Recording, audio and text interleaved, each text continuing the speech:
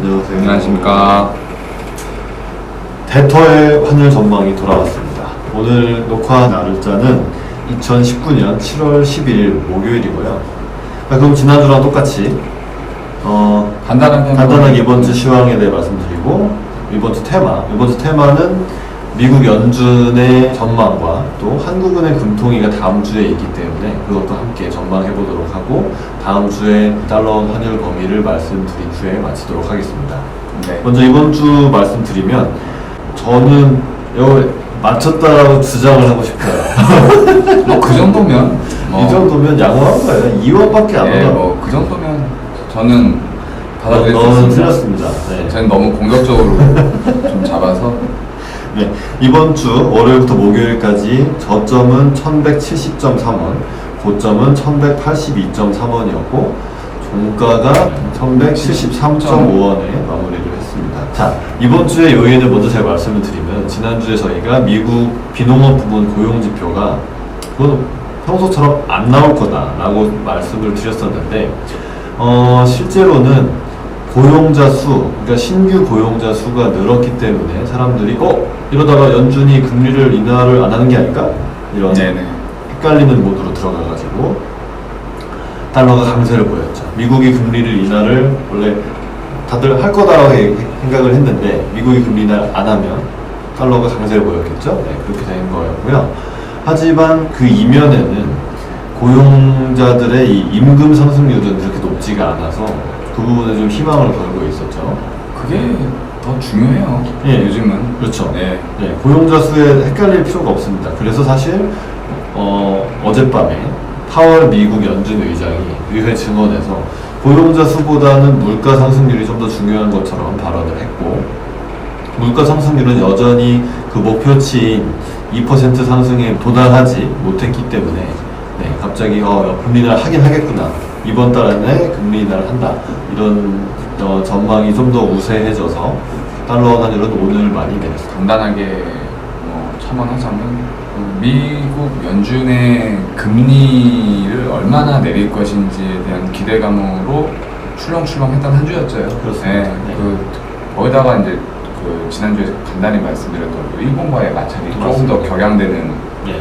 그런 영향으로 주 초반은 조금 상승했으나 실질적으로 반도체 주식들도 상방하고 있고, 네. 어제 파월 의장이 여전히 금리 인하를 지지하는 듯한 발언을 하면서 오늘 한 10원 가까이 급락하는 양상, 그렇게 됐습니다. 맞습니다. 네. 자, 이번 주에는 지금 파월 의장이 한참 어제 하원했고 오늘 밤에 상원에서 증언을 하고요. 연준의 연방준비제도죠, 의사록도 나왔고, 또 다음 주 18일에는 한국은행 금융통화위원회, 보통 금통이라고 줄여서 말하는데 이것도 예정이 되어 있기 때문에 일단 요거 전망을 한번 해보죠. 네네. 일단 다음 주에 한국은행 금통위, 자, 지난번과는 다른, 전 회차 금통위와는 다른 돌발 변수가 생겼습니다. 바로 일본의 수출 규제, 반도체 소재에 대한 수출 규제가 생겼으니까 이거는 당연히 한국 경제로서는 돌발 악재가 생긴 것이고요. 여기에서 지금 추경도 거의 될랑말랑하는 가운데 금리 통화 정책도 금리 인하 등을 통해서 좀 더 완화적으로 가야 되지 않을까, 이런 아마 목소리가 높아질 겁니다. 요 전 회차 금통위에서 실제로 금리는 동결됐지만 금리 인하를 주장하는 소수 의견이 한 명 있었고, 또 다른 한 분도 이제 금통위 의사록을 보면 이 지경이 계속되면 금리 인하를 해야 될 거다, 약간 이런 식으로 경기 판단을 했기 때문에, 네, 그리고 실제로 지금 한국은행이 경제 성장률을 많이 깎을 것 같다는 예상도 있어서, 네, 저는 또 공격적으로 한국은행의 금리 인하를 점쳐봅니다. 점친다 그러면 너무 점성술 같은 것 같으니까 예상해 보도록 하겠습니다. 네. 그리고 약간 이제 분위기가 무르익었다라고 생각하는 게 뭐냐면, 지금 러시아도 6월 달에 금리 인하를 했고요. 인도는 2월, 4월, 6월 세 번이나 금리 인하를 연속으로 하고 있고요. 호주도 금리 인하를 6월 달에 했습니다. 이렇게 좀 신흥국 경제들이 경기 둔화를 막아보자는 취지로 금리 인하를 하기 때문에 한국은행도 글로벌한 분위기도 무르익었기 때문에 금리 인하를 이번에는 전격적으로 단행할 수도 있지 않을까 하는 예상인데요. 어떻게 보시나요? 언제나 그렇지만 좀 공격적이에요. 공격적인 예상 좋습니다. 자기 확고한 자기 생각이 있어야 돼요. 네. 저는 조금 생각은 다른데 금통위에 관해서는 저는 사실 입장을 보류하고 싶어요. 의견이 동결될 거다? 네, 뭐 의견 모르겠다? 절반 정도가 50대 50. 그렇지만 심정적으로는 동결될 가능성이 조금 더 높다라는 좀 그런 생각. 확률로 보면 50대 50. 그래서 형께서 하신 말씀이 일리 있는 얘기예요. 저희 일본 돌발 악재가 터졌고 여전히 이제 수출이 6개월 연속 전년 대비 이렇게 해서 하락세 이어지고 있고 전년 동월 대비 그렇죠. 전년 동월 대비 계속 감소하고 있다. 예. 한마디로 이제 성장 동력이 이제 꺼지고 있는 계속 그런 상황이 되는 거예요. 몇 가지 조금 더 짚어봐야 될 점은 저는 개인적으로 부동산 움직임을 조금 더 봐야 된다고 생각을 해요. 네. 지금 올 초 작년에 이제 9.13 대책이 나오면서 집값 잡기에 지금 총력을 기울이고 있는데 작년에 9.13 대책의 초강력 대책을 내세우면서 작년 4분기부터 올해 1분기까지는 집값이 잡히는 모양새였어요. 근데 최근 들어서 집값이 보합세로 돌더니 상승으로 이제 돌아서는 모습 이런 게 이제 감지가 되고 마침 저기 김영미 장관께서 분양가 상한제 할 거다라는 얘기까지 그게 이제 또 이번 주 들어서 계속 그 얘기 나오고 있어요. 부동산 시장에서 가장 큰 이슈인데 이 정부는 부동산 올라가는 거를 아주 싫어해요. 그러니까 일단 완만하게 올라가는 거는 오케이인데 급등하는 거를 싫어해요. 왜냐면 급등하는 걸 싫어해요. 급등하는 걸 싫어해요. 근데 이미 지금 올라가는 거 싫어해서 깜짝 놀랐네. 집값은 너무 빠지면 우리나라 망해요. 그렇죠. 네. 당연한 거고. 급등하는 거를 굉장히 꺼려 하죠. 그리고 그래서 수차례 그 금융 안정을 금통위에서도 이주열 총재가 같이 언급하는 부분 중에 항상 금융 안정, 가계부채 항상 언급하고 맞습니다. 근데 이번에 이렇게 부동산이 다시금 상승 쪽으로 꿈틀거리는 상황에서 혹시나 이제 금리 인하가 또 유동성 장세를 만들면서 부동산에 또 기름을 붓지 않을까 하는 걱정을 할 수 있다고 생각을 해요. 그리고 또 하나는 이 시장에서는 이미 연준의 금리 인하를 많이 반영하고 있고 물론 그 한국은행 쪽에서도 이제 미국 금리 인하할 거라는 거를 기정사실화하고 있을 텐데 그렇죠. 문제는 얼마나 할 거냐, 얼마나 자주 할 거냐 이제 그 문제는 아직 몰라요. 아직 확신이 없어요. 그러니까 미국이 먼저 움직이는 거를 보고 할 가능성이 좀 있다. 물론 시기적으로. 시기적으로. 이번 달은 좀 이르다. 근데 이제 선제적으로 대응한다는 차원에서는 금리 인하가 그 일본발 돌발 악재 때문에 조금 저는 원래 완전 동결이라고 생각을 했거든요. 저도 사실은 동결일 수도 있어요. 갑자기 이 형이 공격적이어서 방어를 약간 좋아하는데 근데 저는 이제 다양한 의견을 공유하는 게 중요하다고 생각하기 때문에 그래서 저는 두 가지를 좀 본다면 조금 조심스럽게 움직일 가능성이 좀 더 크다. 기본적인 스탠스는 중앙은행이 금리 내리는 거에 대해서 굉장히 조심스럽기 때문에 그래서 전 이번에는 좀 동결 쪽으로 조금 갈 것 같은 느낌. 저 같으면 내릴 것 같아요. 왜냐하면 지금 보세요. 자, 금리를 인하해서 그럼 사람들이 금리 싸다. 대출을 해서 부동산을 사자. 근데 지금 이게 막혀 있거든요. 그렇죠. 물론 한국은행에서 그 부동산 대출 DTI 이런 규제 있잖아요. 이런 걸로 사람들이 대출 받을 수 없다는 걸 안다면 그걸 사실 금리 결정할 때 이걸 반영하는지는 모르겠는데 어차피 금리 내려봤자 그럼 금리 내리면 기업들은 좋고 사람들 가게에서 빚을 내서 집을 사는 건 어차피 막혀 있으니까 금리를 내릴 수도 있지 않을까 이런 생각이 있는 것이고 그다음에 연준보다 빨리 내리는 게 물론 미국이 하는 걸 보고 움직일 수도 있죠. 물론 저도 그거 시기적으로 연준의 금리 인하가 선언되고 그렇죠. 요거는 이제 다음 월 말 한국 시간으로 8월 1일 새벽에 나오기 때문에 그걸 보고 움직이겠다고 할 수도 있는데 지금 거의 그 초과 3간 그 빈대 잡다가 초과 3간 아니 이건 약간 소일고에 약간 붙이나요? 그게 오히려 맞을 수 있죠. 갑자기 초과 3간을 태우려고 아 태워야 될 것 같아요 지금. 일단 태우자. 일단 빈대 잡아야 될 것 같아요. 이 빈대 같은 이것 좀 잡아야지. 그렇죠. 네. 그 문제도 이제 심각하죠. 네. 그리고 약간 네, 까리한 면이 있습니다. 네, 조금 좀 어려운 시기예요 예측은. 항상 예측은 좀 어렵죠.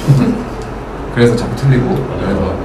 그래서 저는 약간 동결적으로 조금 더 이제 무게를 싣는 또 마지막 이유는 환율 레벨이 절대 레벨이 1,200원이 거의 심리전 마지노선이잖아요. 네.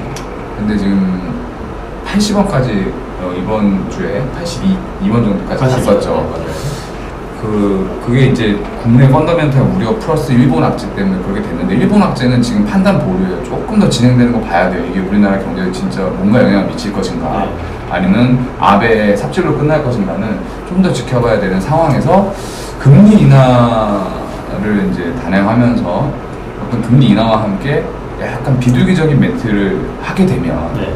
가뜩이나 지금 환율 홍남기 경제부총리께서 1155원 레벨에서 이런 얘기를 했어요. 아주 적당한 레벨이다. 되게 희망했던 것이 왔다. 희망했던 순간이다. 그렇죠. 1150원 정도로 보는 것 같아요. 좀 안정적인 환율로 그 정도 유지하고 싶어하는 거. 근데 여기서 이제 금리 인하와 어떤 그 완화적인 그 입장으로의 선회가 혹시 환율에 또 불안감을 조금 부추길 수 있지 않을까. 그럴 수 있죠. 그래서 저는 조금 더 지켜보고 할 것 같은데, 네. 저는 한 3가지 정도의 근거를 들어서 일단 그렇게 좀 전망을 해봅니다.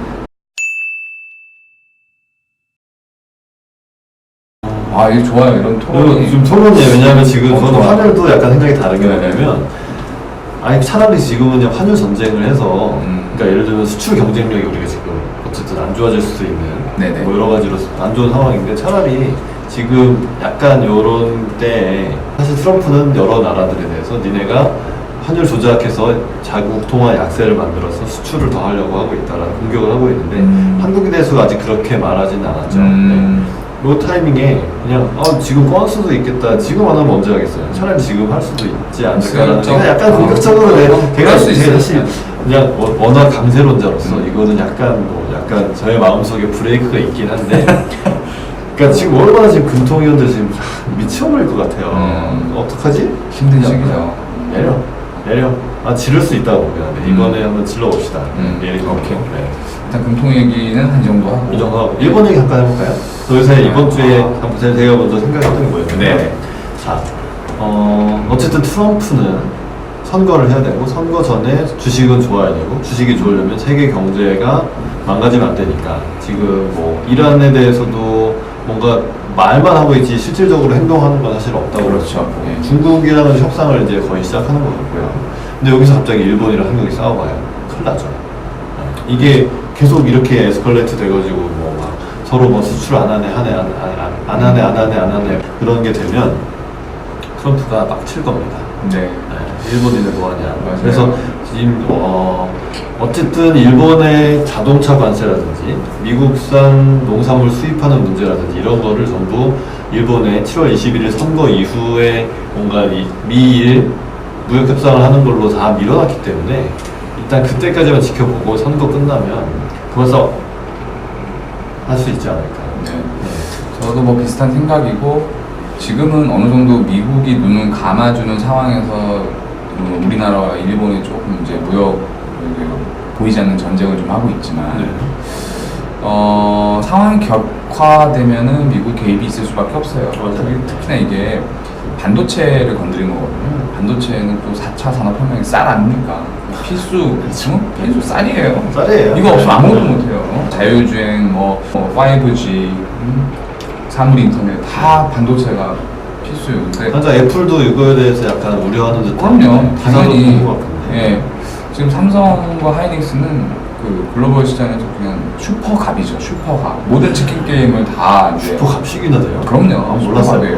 그런 그래서 이들이 가격 결정 능력도 있고, 거의 뭐 세계 시장에서 과점이라고 보면 되죠. 반도체. 과점은 네. 맞죠. 맞아요. 두 1등, 업체가 2등이니까. 다 하고 있고. 물론 비메모리 분야는 저기 대만에 거기가 잘하고 있지만, 어쨌든 반도체의 타격 그리고 이 수급의 문제가 생기면 미국에도 영향이 당연히 갈 수밖에 없고, 나스닥도 박살나면 싫죠. 싫죠. 아베 너 뭐하냐. 너 더 패싱한다 내가. 무시한다. 지금도 뭐 지금 압수도 한 해만 이루고 빚 있는데. 들어가지고 더. 네.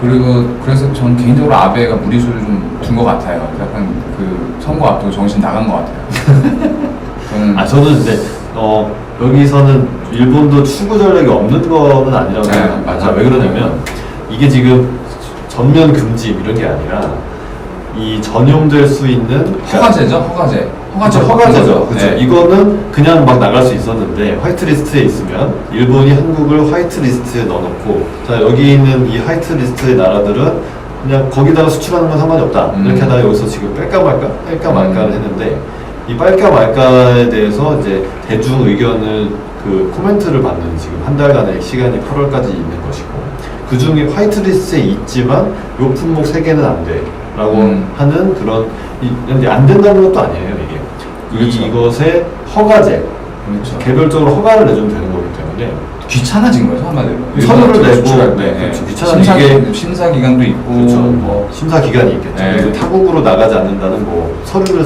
한국에서 그렇죠. 한국의 수입처들이 이거 딴 데로 안 내보낸다 북한 같은 데다가 이런 서약서를 써주면은 그건 쓸 수 있잖아요. 당연히 나가는 게 없는 것이고. 그래서 이렇게 출구가 있는 건이라고 본다면은 일본에서 진척하고 그냥 평소대로 합시다. 네. 수출은 그냥 하던 걸 합시다. 이렇게 나가면 사실은 되게 유야무야 묻힐 수도 있는 그런 건이라고 본다면은 별 영향이 없을 수도 있습니다. 그리고 뭐 마지막으로 한마디 하자면 이번에 일본의 이런 수출 제한 조치가 조금 허접하다고 생각이 드는 게 물론 공부 많이 했겠죠. 걔들도 우리한테 정밀 타격을 줄 수 있는 품목을 나름대로 했는데 좀 정교가 잘해요. 잘한 것 같은데. 아니, 한번 말씀해보세요. 왜냐면 뭐가 허접한 거지?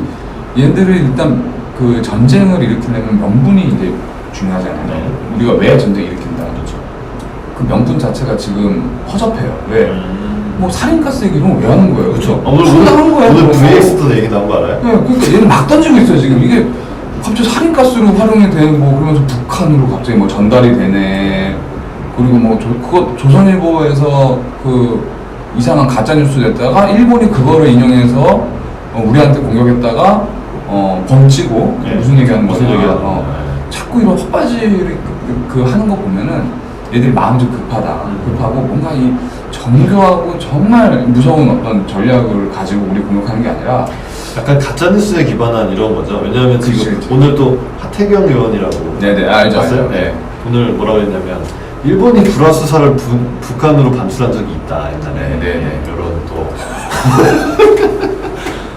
정말 뭐 자기 발등 서기하고 찍는 거 아니에요 이게. 너무 참 아무튼 그런 면에서 허접하다. 너무 이렇게 중구난방 약간 근데 사실은 이게 허접한 게 아니라 다 요렇게 해서 아니었네 하고 다 발을 뺄 수 있는 그런 걸 수도 있어요. 네. 뭐 그럴 수도 또뭐 행복하라고 돌아가는 것 같지만 좀 지켜봅시다 이거 지켜보면서 뭐 다음 달에 아무 일도 없었네 할 수도 있는 거죠. 그렇죠. 선거 끝나고 뭐 그래 잘해보자. 너희도 우리한테 좀 존중해줘. 한국 맨날 무시하지 말고 북한 정부도 좀 주고 그럼 뭐 이제 우리나라도 오케이 너희도 다시는 무역 가지고 시비 걸지 말아라 이렇게 마무리될 가능성이 굉장히 높아요. 네. 뭐 이제 그거는 사실 이제 일본의 국력과 한국의 국력이 사실은 거의 맞부닥치고 있는 상황인데 뭐 아무튼 정부나 뭐 일본도 마찬가지인데 각국이 대응을 잘해서 평화롭게 마무리됐으면 하는 바람입니다. 네. 다음 주 전망을 그러면 해볼까요? 자 다음 주 한주 전망은 일단 레인지 설정은 하단은 1155원, 네. 상단은 1180원. 네, 80원. 이 정도. 그 근거는 아까 말씀드렸던 금통위에서 이번 달은 금리가 동결이 될 것 같다는 저의 개인적인 생각. 플러스 어제 파월 의장의 그 금리 인하 확인 사살 발언으로 다시 달러 인덱스가 좀 빠지면서 추세가 다시 이제 조금 이제 하락 반전한 점. 영국이 1180원 위에서는 스무딩 오퍼레이션을 한 게 아니냐 이런 이제 그 기사들이 나온 걸로 봐서는 환율이 1180원 이상 올라가기는 좀 어렵지 않나 저는 그렇게 봅니다. 그렇다면 저는 1160원 저점에 1185원 고점으로 해서 제가 아까 말씀드린 대로 금통위에서 전격 금리 인하 단행 한번 올라가야죠. 아, 올라가죠. 네. 집값 반응이. 이건 약간 예상을 비껴나가는 이번 달 말고 다음 달쯤에 금리를 하지 않을까 이런 의견이 요새하기 때문에 그런데 85원 정도까지 튈 수는 있는데 뭐 스무딩 오퍼를 지금 왜냐면 1200원 당장 그게 깨지면 1200원을 볼 수 있는 상황이니까 많이는 못 오르고 네. 스무딩 오퍼레이션을 한국에서 시도할 수 있기 때문에 1160원에서 1185원까지로 해서 결국은 이 1170원대에서 박스권을 유지하는 그런 장세를 전망해 보겠습니다. 자, 시장이 참 어려워요. 어려워요. 항상 느끼는 거지만 시장 앞에서는 겸손해지는 것 같습니다. 인간의 예측 능력은 의미가 크게 없다. 네. 대응은 잘해야 된다. 그렇습니다. 역시. 네. 그런 의미에서 맞습니다. 저희 의견도 참고만 해주시고 투자는 개인 판단으로 하시는 것이고 그리고 저희는 은행에 다니고 있지만 은행과는 아무런 상관없이 개인 의견을 말씀드렸다는 점을 꼭 유념해 주시면 좋겠습니다. 그리고 구독과 좋아요를 눌러주시면 우리도 좋겠어요. 뭐 이런 거 율동만 해야 되나? 구독, 좋아요 이런 거. 구독, 좋아요 뭐 이런 거 여기 눌러주세요. 아, 이 나이에 지금 갑자기 자괴감이 저희는 뭐 나이는 젊은 편이는 걸로 다시 이렇게 행복 회로를 돌리는 우리 대사님. 이쯤에서 마무리 질까요? 네, 잘 들어주셔서 감사합니다. 네, 다음 주에 또 인사드리겠습니다. 감사합니다. 감사합니다.